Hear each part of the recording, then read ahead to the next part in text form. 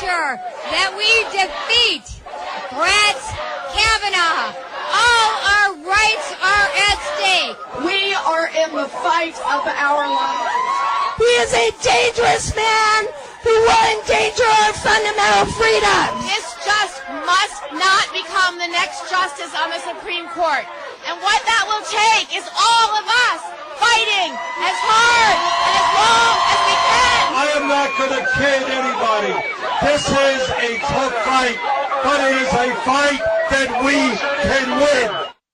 There we have it. Welcome to the Freak Show. Kevin Miller in the morning, KIDO Talk Radio. Out to our great friend, Lars Larson, Lars Larson Show. You can catch him weeknight 6 to 9. Catch him anytime at larslarson.com. Good morning, sir.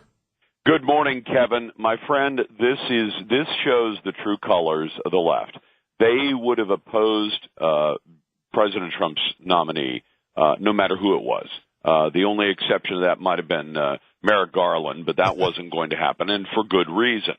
But the president has chosen somebody who's eminently qualified, who is an originalist, who's written great opinions, and I think the left is in a panic, and here's why. If they had some actual factual reasons to oppose Brett Kavanaugh's appointment to the Supreme Court, they wouldn't be afraid. They wouldn't be panicking like this. But they understand that because he's so well qualified, they don't have any substantive grounds to oppose him. So what they have to do is just shriek hysterically, which they're doing literally. Kirsten Gillibrand of New York was doing exactly that from the steps of the Supreme Court, screaming and yelling and hoping that all of this is going to impress Americans. I think what's going on is that not only is this a great pick for the Supreme Court, not only will Justice Kavanaugh sit on the court for 40 or 50 years, which means that Americans can be confident that our Constitution will actually be applied and we will have the Supreme Court stop being a legislative body, which they've become in recent years with certain decisions like the Obamacare decision, which I'm sad to say Chief Justice Roberts participated in deciding law. And I found it kind of ironic that last night one of the criticisms of Brett Kavanaugh is he's going to be making health care decisions for American women. Well, that's if you use your secret decoder ring, Kevin. That means he might actually say, I believe in the right to life of unborn babies. But what's ironic about it to me is they're upset that the government might tell you what you have to do with your health care. What did Obamacare do if it wasn't instructing every single American, you will buy health insurance whether you want to or not. If you fail to do it, we will punish you through the mechanism of the IRS, and you aren't even allowed to choose what kind of health care you want. You can't go in and say, get a catastrophic plan and have a health savings account. You have to buy the kind of health care we instruct you to buy. And now all of a sudden the left is saying we don't want the government telling us what to do with our health care decisions. Obamacare was that on steroids. Well, they can dish it out, but they can't take it. Lars Larson joining us, 107.5 FM, 580 AM. Kevin Miller in the morning. We're getting a lot of heat from the right, and do you expect to hear that on your regional show and your national show? A lot of criticism on Brett Kavanaugh seems to be coming from the right. Well, but what specific criticisms are you finding? I know that Judge Kavanaugh, back in 2011, about 7 years ago, wrote an opinion in which he indicated that he thought that the Heller decision, the one that finally found after more than 200 years that Americans have an individual Second Amendment right, but he said that if it extends to pistols, and it does, in the Heller, then it must extend to long guns as well. And that's a significant change by itself. Only talked about the right of Americans to own a pistol. Kavanaugh saw it went beyond that. But what specific criticisms are you hearing, Kevin? Because I think most of the people on the right-hand side of the aisle think this is a great pick.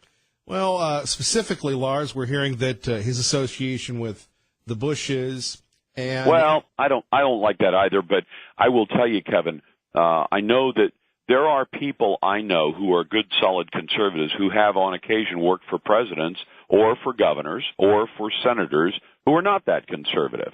But does that mean that I assume that because you worked for someone that you had to adopt all of their political points of view?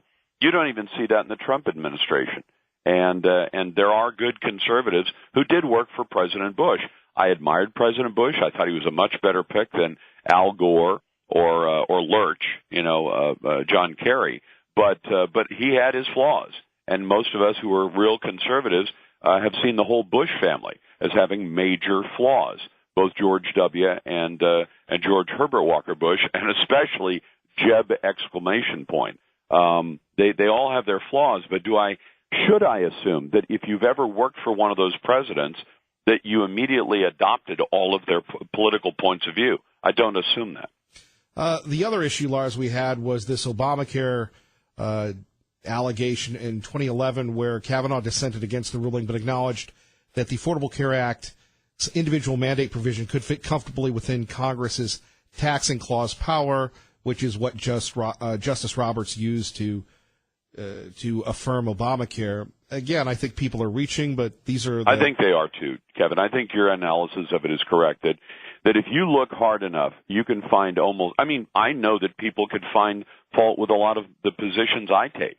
And I'm not on the short list for Supreme Court, but they could say, why, Lars, back in 2008, you actually voted for John McCain. Yes, I did. Why? It was the choice that was available, and it was better than Barack Hussein Obama. Does that mean that I thought that John McCain would have made a great president? No. In fact, I said so in the primaries. I said, don't pick this guy as the nominee. But, Kevin, would you hold that against me? Because you said, but, Lars, you voted for John McCain, and after he was nominated, you supported his election for president. That's right. We operate within a system in which, at various points, all of us have been presented with choices that are less than perfect.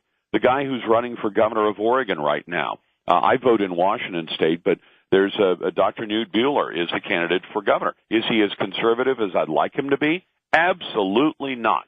He's not. But is he a much better choice than Kate Brown, the Democrat, who's practically a full-on socialist? Yes, he is a better choice than that. So I'm going to advocate for that choice, even though I don't agree with Dr. Buehler on a whole bunch of things.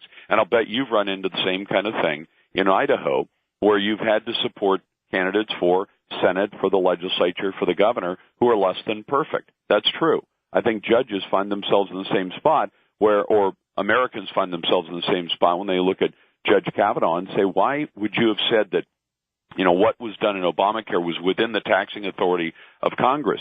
That's the problem in some ways with a system in which you have to have a federal judiciary, but occasionally if you present them with the question, is the Congress allowed to do this under its taxing authority? The answer to that may be yes, even though we don't like the fact that at the end of the day it creates a situation like Obamacare. But on the strict question of, is it constitutional for the Congress to pass a tax that punishes Americans for not buying a particular kind of insurance, the one I just mentioned, Obamacare, they may have to say, yeah, they do have that taxing authority. I mean, look, Kevin, you and I run into topics all the time where we say, gosh, I hate it that the state of Idaho is doing this. But if you step back and say, is it legal for them to do it? Is it allowed under the Idaho Constitution? Yeah, it is. Do I like the result? No, I don't. But the Constitution doesn't say that anything that you and I don't like is unconstitutional. That's where you have to get back to looking at the actual document. And we have a great country because we have a country founded on a bedrock set of principles embodied in the Constitution. And it is certainly less than perfect. And you and I both know that the Constitution's protection of individual liberties also means that occasionally we let murderers go free. Now, do you like that? I know I don't. Right. But if you said, but constitutionally, can we throw this dirty dog of a murderer in prison? And you say, no, we can't do it constitutionally. But it produces the result of a murderer who walks free. Yes, it does. And I don't like that either. But, if you want the rule of the mob, and that is what the left is demanding right now, the rule of the mob, which has always been lurking out there, we saw it in its ugliest form in Ferguson, Missouri, when folks said, we don't like that Michael Brown was shot by a cop, so let's lynch the cop. And we said, you can't do that. Well, yes, you can, because we have a mob of people threatening to burn down, and they did, in fact, burn down part of the town of Ferguson. So if the mob shouts loud enough, then that overrides everything. That isn't the way that we run this country. It's the way they run certain countries, but not the way we run the United States of America. We have a set of rules in the Constitution. We have state constitutions. We have federal and state laws, and we operate under those laws. And, Kevin, I guarantee you, some of the time, a minority of times, you will see those laws produce a result that everybody hates. Our great friend Lars Larson joining us. Catch him weeknights here, 6 to 9 on KIDO Talk Radio, 107.5 FM, 580 AM. What do you make of Collins and Murkowski? A lot of folks are making a big deal about this, but the Republicans have the vote 51-49. Do you think they'll get squishy? How do you think this plays out with the red state Dems? Well, it's on the red state Dems with Collins and Murkowski, who are officially GOP, but when you look at the situation they're in, I think they love the fact that they have some power. And the way they get that power is by saying, I might vote with the Republicans and I might not. Well, all of a sudden you become the vote that everyone is seeking. Everyone is coming to you saying you have to vote in favor of confirmation. Well, so a lot of attention is paid to them because they take a position where they could go either way. I don't think much of that personally, because I think being a squishy Republican is not that's not an attractive characteristic. But boy, do they love it because they get a maximum amount of attention. Do you hear anybody questioning the more stalwart Republicans or even stalwart Democrats who say, no, I'm going to vote against this nomination? They don't get the attention. The attention goes to those people who say, my vote might go either way. Well, and again, that's what it's almost wishful thinking on the media's part. I mean, you're on Fox News. You've been on the big networks. It's interesting, the alternate reality that they're projecting and really cheering on one side to try and derail this, where you have, whether it's Chris Cuomo or Rachel Maddow saying, is there anything that you can do about it? And coming up with suggestions. It's just crazy. Rick Santorum last night smacked down the idea that Obamacare would go away because Justice Roberts voted with the 4 liberals. Kennedy actually went with the conservatives. So that's right. He would just maintain Kennedy's vote. That's right. And let me point something out. Most of the Affordable Care Act has gone away. Most of it. The most objectionable part of it was the individual mandate, where the government was ordering you have to do this or we'll fine you. You know that in the tax bill passed last December, right before Christmas, Merry Christmas, America, that's the thing you got that you never would have had if Hillary Clinton had been in office. The individual mandate was done away with. So that was the worst of it. Now we're seeing the president just this week telling the insurance companies, no, we are not going to subsidize you endlessly and write checks out of the public treasury.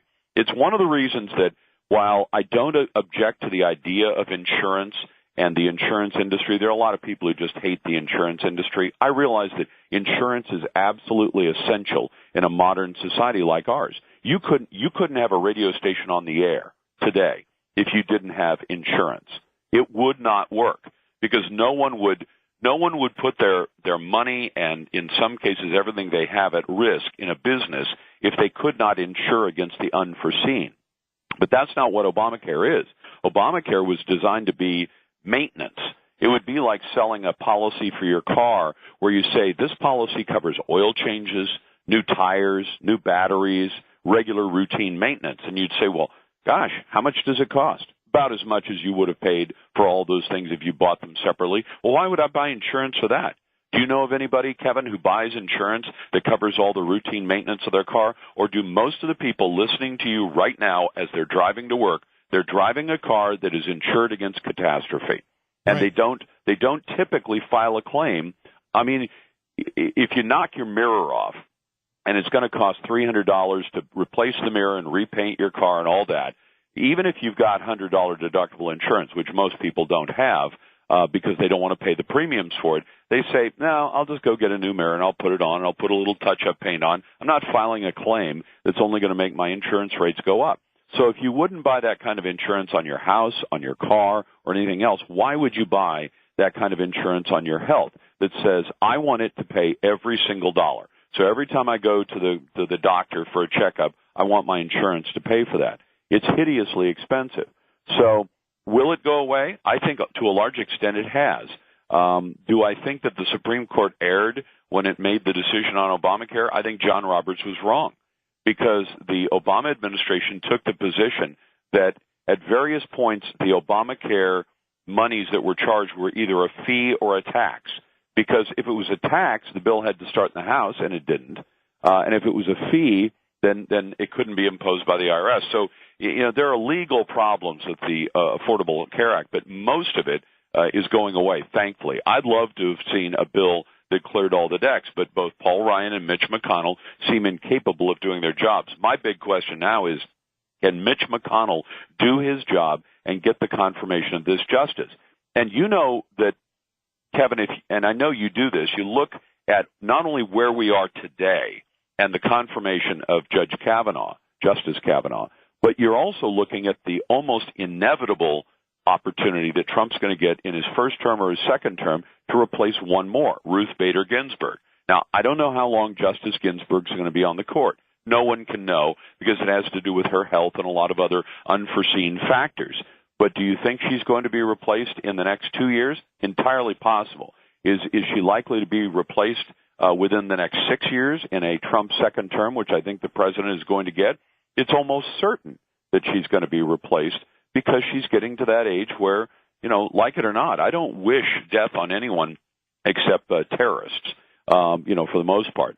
But I hope that Justice Ginsburg lives a long, healthy life. But having said that, we know she's getting to that age, and her health, there have been questions about her health for a while. So if Trump gets a third pick, this would be historic. He'd be the first president in American history to have picked 3 Supreme Court justices. The left knows that the game they've been playing, where they can't get things through the legislatures, they can't persuade the American people to change their position on a whole bunch of issues, and that the Supreme Court that makes the ultimate decision is going to be a Supreme Court that follows the Constitution to the letter for the next half century. Kevin, well beyond, I would expect, I wish you a long, healthy life too, and me too, but probably well beyond the end of my life.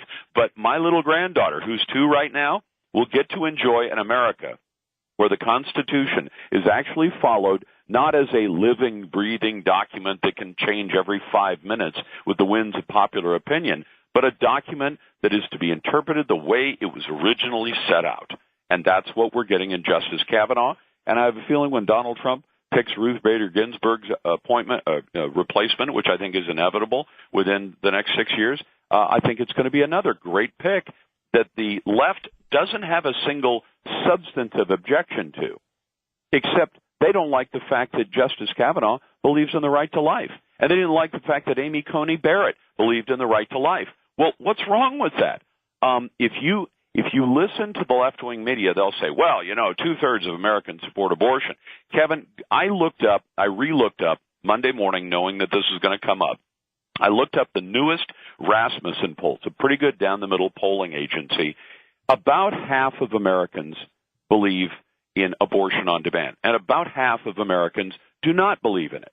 And it really is a sensible position to be in favor of life. That is the ultimate human right, is the right to be alive. Right. And the right of a young lady to make the decision to abort her baby. It's not a lump of tissue. It's a baby. The right of her on a whim to say, this baby is inconvenient. It's financially inconvenient. It's inconvenient because the father of this baby is not the man I'm currently with, or that this baby was produced by a marriage that has now ended. I mean, I've run into situations like that with friends and acquaintances, and I say, I understand that's difficult, but the fact that your life is difficult because of a baby does not justify killing the baby. And I love having these conversations with people because ask your left-wing friends, well, you have to have the right to abortion.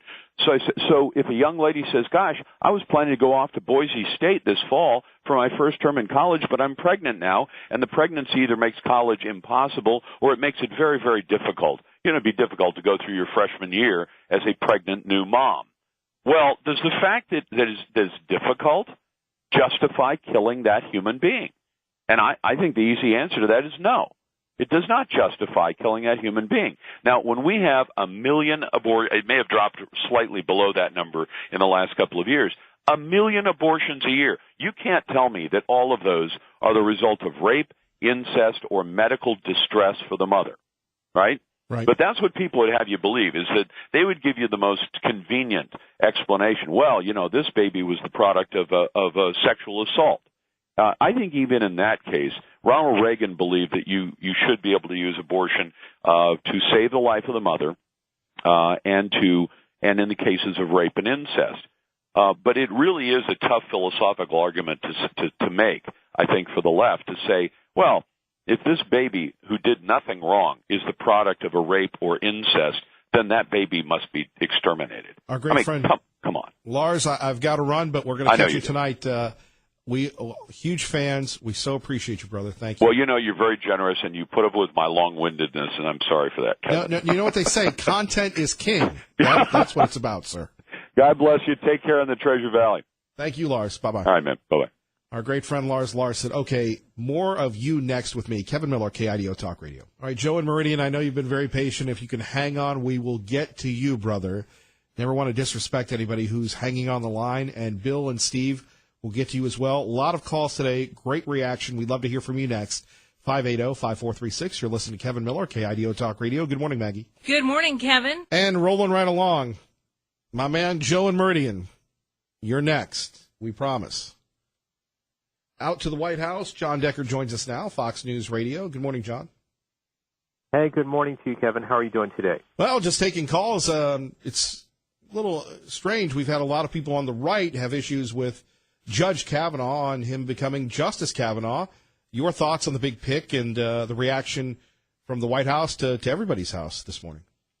Well, sure. This was the establishment choice, the establishment pick. This was something that for many here in the Washington, D.C. legal community, they're familiar with Judge Kavanaugh. I'm familiar with Judge Kavanaugh. We're both members of the D.C. Bar.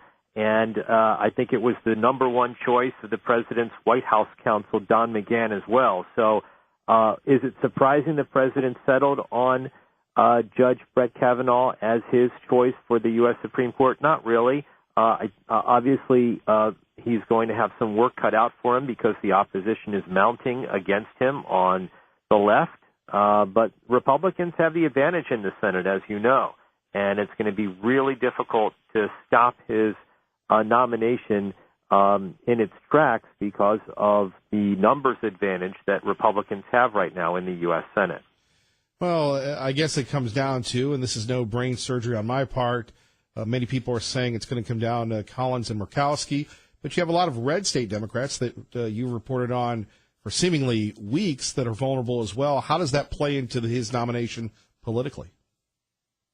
Well, the timing couldn't be worse for some of those red state Democrats who also, by the way, supported Justice Neil Gorsuch when his nomination hit the floor of the Senate. So Heidi Heitkamp of North Dakota and Joe Donnelly of Indiana, Joe Manchin of West Virginia, they're all going to be under pressure to support Brett Kavanaugh in the same way that they supported Neil Gorsuch. At the same time, I think that there's going to be a lot of money spent in Maine and in Alaska trying to convince Senator Susan Collins of Maine and Lisa Murkowski of Alaska to break ranks and vote against Judge Kavanaugh. But I think that's going to be tough for the left to do. I think that this nomination is likely to be confirmed, unless something that we don't know comes out about Judge Kavanaugh.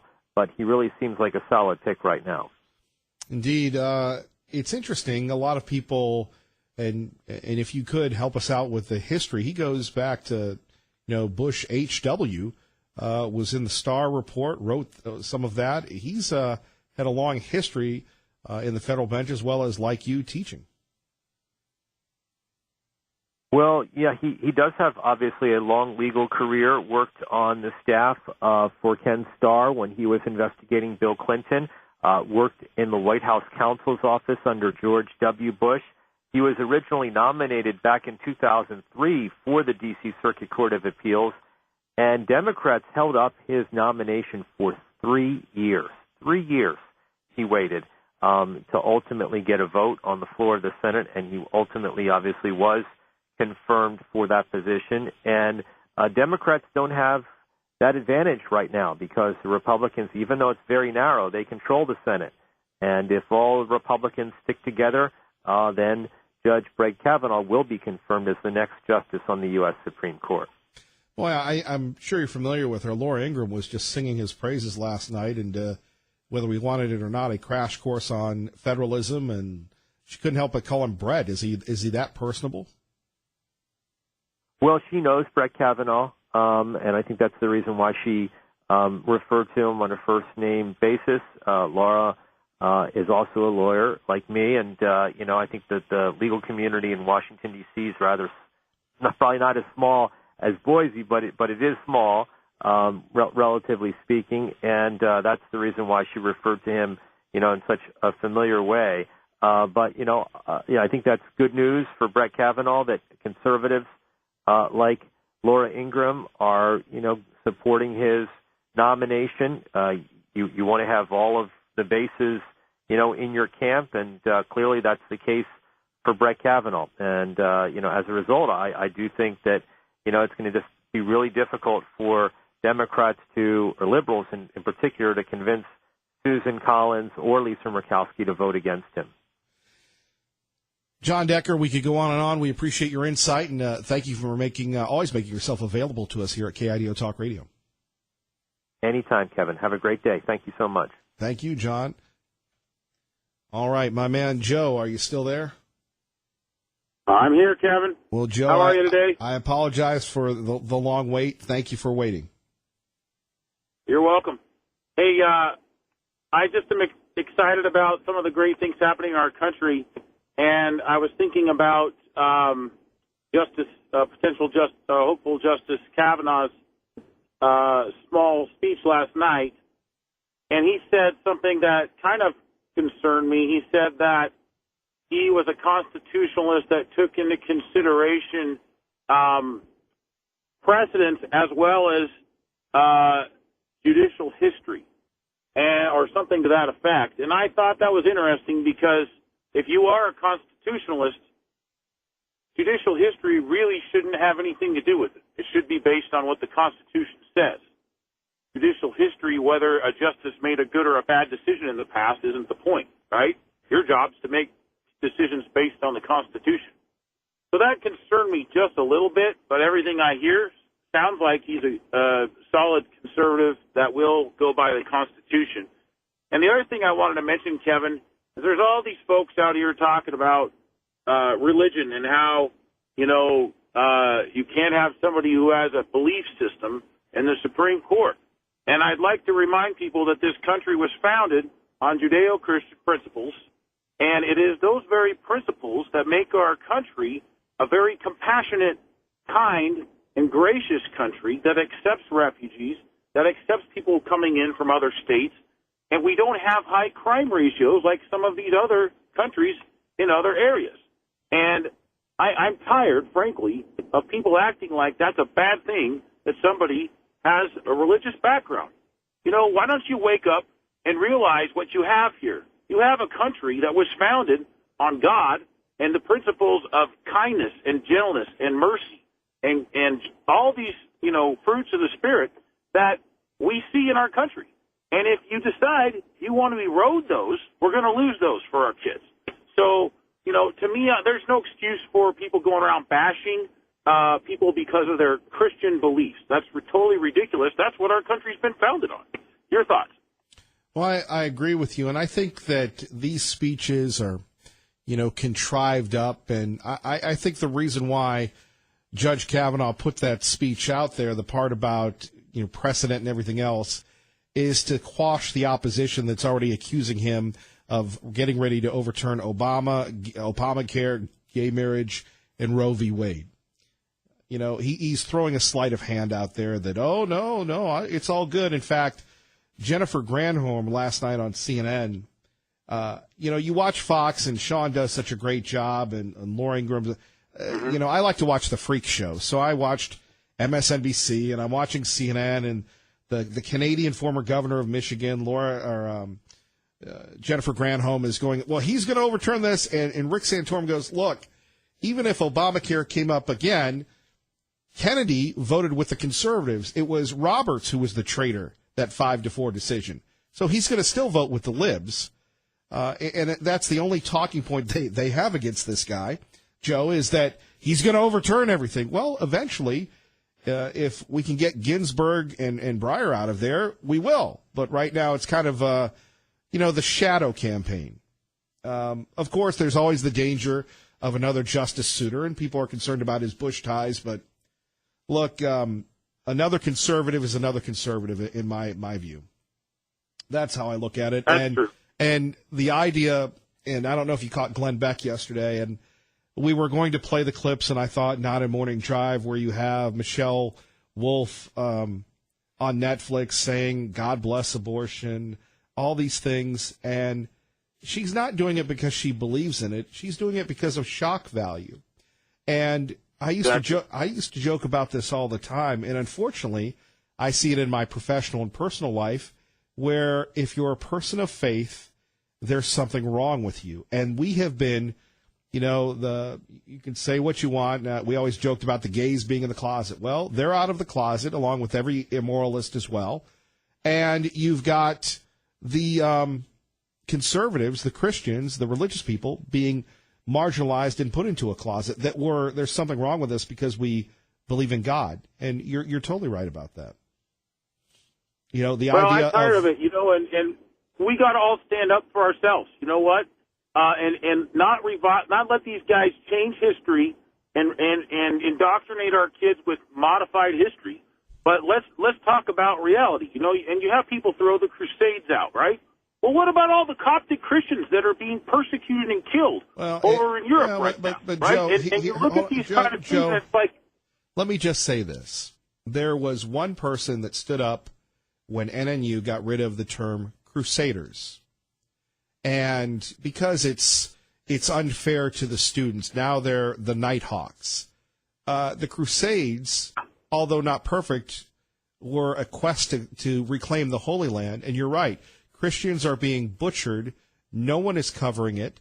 And the people that are killing them are Muslims, radicals or whatever. And no, we dare not say that, but Christians are being killed because of their faith, and the Crusaders are being vilified for saving the Holy Land. It's an absurd world we live in. And, I was at a place and overhearing people, well, we just had to get rid of that name, Crusaders. You're a Christian university. What's next? I don't know. God bless you, Kevin. God bless you, Joe. Appreciate you, brother. Thank you. All right. See you. Bye. And that's really what it comes down to, people of faith. Look, if I wanted an easy time, I'd do a show and call it the news show. Be a lot easier. Everybody likes the news show. It's not controversial. Or a sports show. Hey, what do you think about LeBron James, everybody? Ooh, he's a good one. Oh, he's a bad one.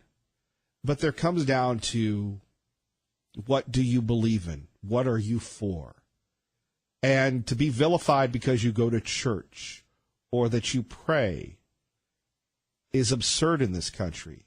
But there is an attack on religious people, not only in the Treasure Valley, but across the country.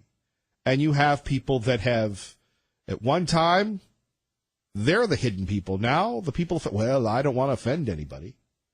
And it's refreshing that you have a guy who has a family at 53 who can find time to run in a marathon, who was a former altar boy. Oh, those Catholics with the altar boys, that the same priest that he was serving as an altar boy, now they go serve food to the homeless and to the needy and Meals on Wheels. That's the goodness of America that the Michelle Wolfs and the others, their depravity of the soul, they don't get. And that's right, I said it, the depravity of the soul that we're fighting against, the cultural war.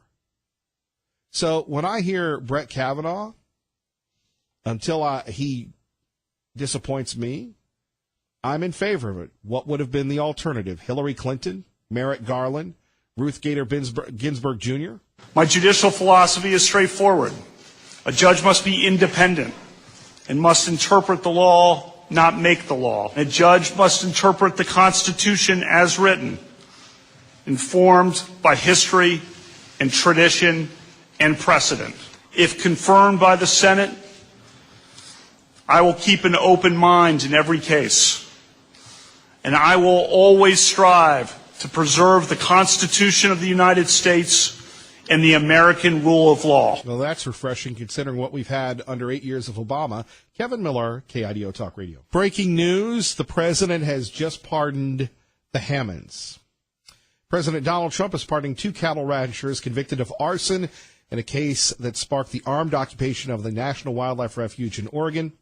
Dwight and Stephen Hammond were convicted in 2012 of intentionally and maliciously setting fires on public lands. Prosecutors won an appeal, and the Hammonds were resentenced to serve the mandatory minimum. Here is the press release from the White House. Today, President Trump signed executive grants of clemency, full pardons for Dwight Lincoln Hammond Jr. and his son, Stephen Hammond. The Hammonds are a multi-generational cattle ranchers in Oregon, imprisoned in connection with a fire that leaked onto a small portion of the neighboring public grazing land. The evidence at trial regarding the Hammonds' responsibility for the fire was conflicting, and the jury acquitted them on most of the charges. Big day. More on that in a minute. Traffic and weather together. KIDO Talk Radio. Gabbard. Thank you, Larry. And, not very often do we get a chance to say thank you. And the Hammonds are free today. Dwight Hammond is 76 years old, served 3 years in prison. His son served 4 years in prison. At the sentencing, the judge said a 5-year sentence would shock the conscious and would be grossly disproportionate to the severity of their conduct. And then you had the judges with Obama and everything else under Obama throw them in prison. Congratulations to the Hammonds. We're sorry that you've been imprisoned. Thank you, President Trump. Thank you, President Trump, for not only saving America, but for saving the Hammonds, for righting wrongs. And as I said many times, it gives me no joy to say this, we will not know how bad Obama, that's right, Obama, destroyed America until we're away from his presidency for 8 or 16 or 20, 24, 20, 50 years. Because the press loves what happened. We have not seen, Obama makes the 60s seem conservative. You're going to imprison a cattle rancher in his 70s, his son in the late 40s, and charge them with the same things that Tim McVeigh was charged with. You talk about the abuse of power. You talk about the killing of Lavoy Finnegam, the imprisonment of Eric Parker, the Bundys, and everyone else. This is the federal government out of control. And by pardoning the Hammonds, the President Donald John Trump is righting a wrong. They never should have been put in prison. Who in their right mind would charge ranchers with the equivalent of what McVeigh did in Oklahoma City, the whole terrorism thing? And we say that it trivializes what McVeigh did. It trivializes the Hammonds' imprisonment. And if the federal government wants to get you under Obama, they will get you and do everything they can to destroy you. So congratulations to the Hammonds. Thank you, President Trump. Big ups to Congressman Walden that made that happen as well. Kevin Miller in the morning, Ray Amaya, outstanding job as always. Appreciate everybody listening. Tell a friend. God bless. Keep the faith.